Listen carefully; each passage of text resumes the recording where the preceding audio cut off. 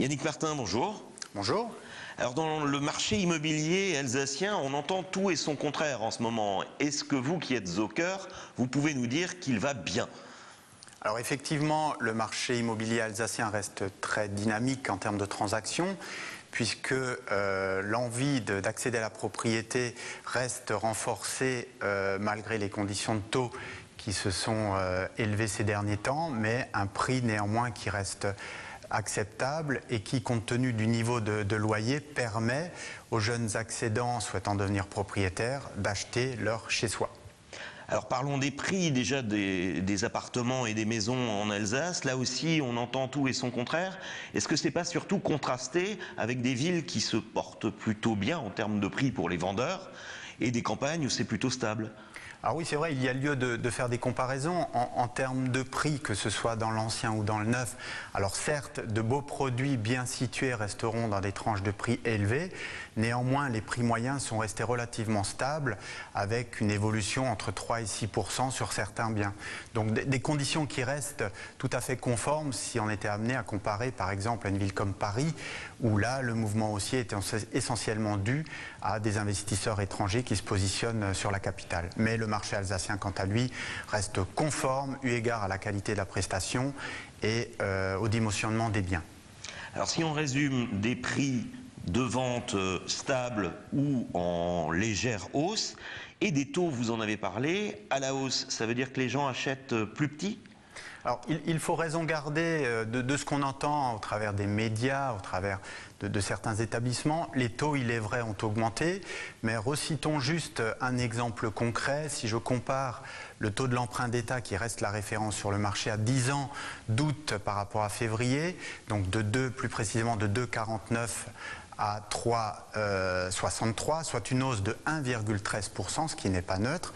À l'inverse, les établissements bancaires ont, eux, quant à eux, affecté une hausse, mais dans des proportions moindres, puisque ce n'est que des hausses de 0,25, voire 0,50 de hausses de taux qui ont été impactées.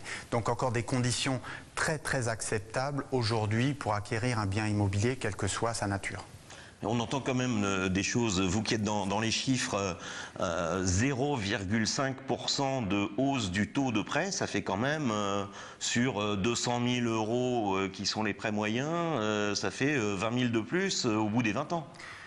Alors bien sûr, cet effet haussier de taux va réduire le nombre de mètres carrés, si je puis dire, d'achat. Néanmoins, compte tenu de l'aide, notamment du prêt à taux 0+, qui vient d'être promulgué début d'année 2011, cela calibre quand même et atténue cet effet haussier de taux en permettant, vu l'enveloppe accessible aux emprunteurs, de diminuer cet effet haussier de taux.